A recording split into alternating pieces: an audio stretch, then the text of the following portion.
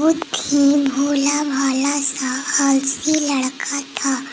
वह कोई काम नहीं करना चाहता था, बस खाना खाता, घूमता और सोते रहता था।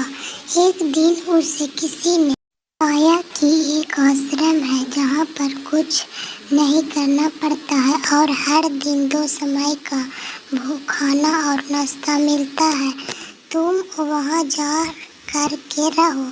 उस आलसी लड़के ने सोचा कि ये तो बहुत ही बढ़िया है और वह उस आश्रम में जाकर रहने को सोचा। और फिर वह भोला भाला आलसी लड़का अपना सारा सांसारिक जीवन छोड़कर उस आश्रम में जाकर रहने लगा। आश्रम में गुरुजी रहते थे। वह कुछ समय सबको प्रवचन देते हैं। वह आलसी लड़का सुनता था, बाकी समय आराम करता था और फिर भर पेट खाना खाकर सो जाता था। ऐसे ही उस लड़के का दिन गुजरता गया। एक दिन उस आश्रम में कुछ भी नहीं बना। नाश्ते के समय नाश्ता नहीं मिला। उसने सोचा, नाश्ता नहीं मिला, भोजन तो मिलेगा। अब भोजन के समय भी उसे भोजन नहीं मिला। लड़का दौड़ करके गुरुजी के पास गया और उसने पूछा कि आज भोजन क्यों नहीं बना। गुरुजी ने कहा कि बेटा, आज एकादशी है और जितने भी आश्रम के सदस्य हैं उनका उपवास है और तुम्हारा भी आज उपवास है। आज भोजन नहीं बनेगा। वह लड़का आलसी था और उसे भूख भी बहुत लगता था। उसने गुरुजी से बोला कि मैं उपवास नहीं रहूँगा, मुझे भूख लगी है, मैं खाना खाऊंगा। गुरुजी ने बोला, ठीक है, जाओ भंडारे में से सामान ले करके आओ और आश्रम में नहीं, बाहर ले जा करके बना लो, लेकिन याद रखना भोजन बनाने के बाद सबसे पहला भोग भगवान को लगाना और फिर तुम प्रसाद पाना। वह लड़का बोला, ठीक है, और फिर अनाज लेकर नदी की ओर पहुंचा। भोजन पकाने लगा, तैयार हुआ। उसके बाद कहने लगा कि भगवान श्री राम आइए, पधारिए, भोग लगाइए। अब जब उसे लगा कि भगवान तो आ नहीं रहे हैं, तो फिर कहने लगा कि मुझे मालूम है आपको तो अच्छा खाना खाने की आदत है, मैं बना नहीं पाया और मुझे अच्छा भोजन बनाने भी नहीं आता, लेकिन जो भी रूखा सूखा बना है आकर खा लीजिए। भगवान श्री राम उसकी सरलता पर बहुत ही प्रसन्न हुए और उस लड़के को दर्शन दे दिए। उसने देखा कि भगवान श्री राम आए हुए हैं और उनके साथ में माता सीता भी आई हुई है, लेकिन लड़के ने सिर्फ 2 लोगों के लिए ही भोजन बनाया था, एक अपने लिए और दूसरा भगवान के लिए। और अब क्योंकि भगवान के साथ माता सीता भी आई हुई थी, तो उसने उस भोजन को माता सीता और भगवान के सामने ग्रहण करने के लिए रख दिया। भगवान श्री राम और माता सीता ने भोजन किया और उसके बाद जब वह जाने लगे तो यह भोला सा आलसी सा लड़का बोला कि प्रभु, आप आए, दर्शन दिए, बहुत अच्छा लगा।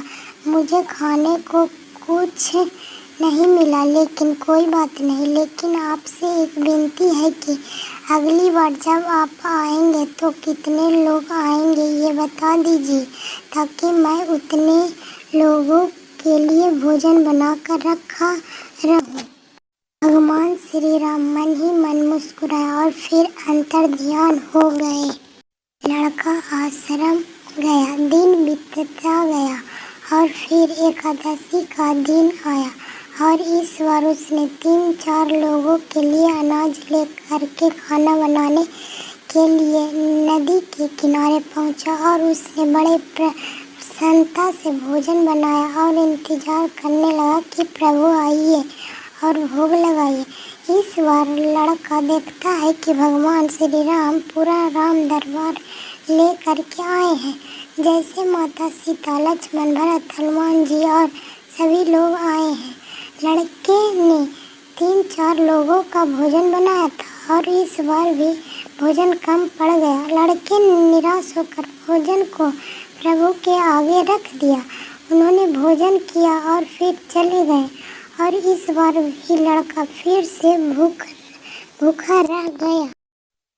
अब लड़का फिर आश्रम गया। दिन बीतता गया और फिर एकादशी का दिन आया और इस बार गुरुजी से कहने लगा कि गुरुजी, मुझे इस बार थोड़ा ज़्यादा अनाज चाहिए।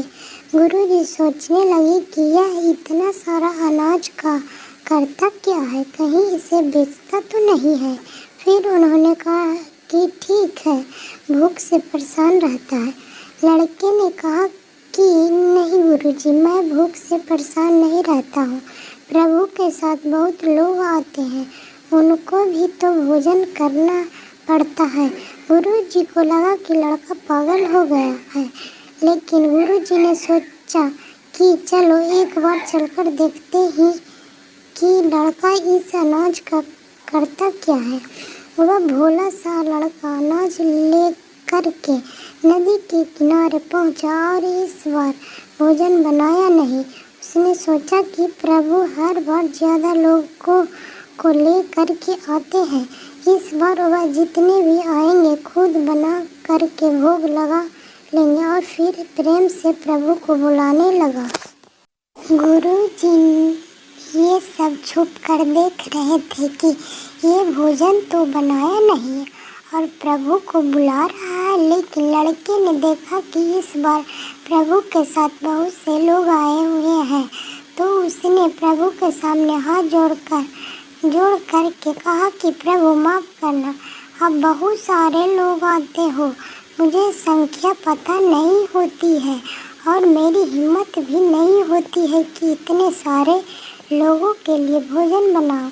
आप स्वयं आइए, बनाइए, खाइए और भोग लगाइए। प्रभु मुस्कुराते हैं और अपने साथ आए सभी लोगों के साथ मिल करके भोजन बनाते हैं।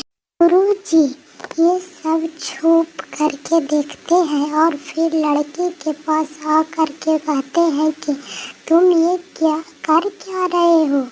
लड़का कहता है कि गुरुजी, आपको दिख नहीं रहा है कि भगवान श्री राम पधार चुके हैं, सीता आई हुई है, हनुमान जी आए हैं और भी सभी लोग आए हुए हैं, भोजन बन रहा है। गुरुजी ने बोला कि पागल हो गया है, मुझे तो कोई दिख नहीं रहा है। लड़का गुस्सा हो गया और बोला, प्रभु आप ये क्या कर रहे हो, एक तो मुझे भूखा रखा है और गुरुजी को दर्शन नहीं दे रहे हो, जो मुझे पागल समझ रहे हैं। कृपया करके गुरुजी को दिख जाओ। भगवान बोले, नहीं, मैं इन्हें नहीं दिख सकता। लड़का बोला, क्यों नहीं दिख सकते, मेरे गुरुजी तो बहुत महान है, बहुत बड़े ज्ञानी हैं और ज्ञाता हैं। भगवान बोले, हाँ ज्ञानी और ज्ञाता होंगे, लेकिन तुम्हारी तरह सरल नहीं है।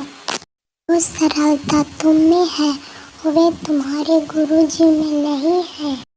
लड़के ने ये बात गुरुजी से कह दी कि भगवान श्री राम कह रहे हैं कि आप में सरलता नहीं है, आप मेरी तरह सरल नहीं हैं, इसलिए आपको नहीं दिख सकते। गुरुजी की आंखें नम हो गई और रोने लगी कि और बोले कि बिल्कुल सही कहा, मेरे अंदर तुम्हारे जितना सरलता नहीं है, और फिर माफ़ी मांगने लगे। फिर भगवान ने गुरुजी को भी दर्शन दिए।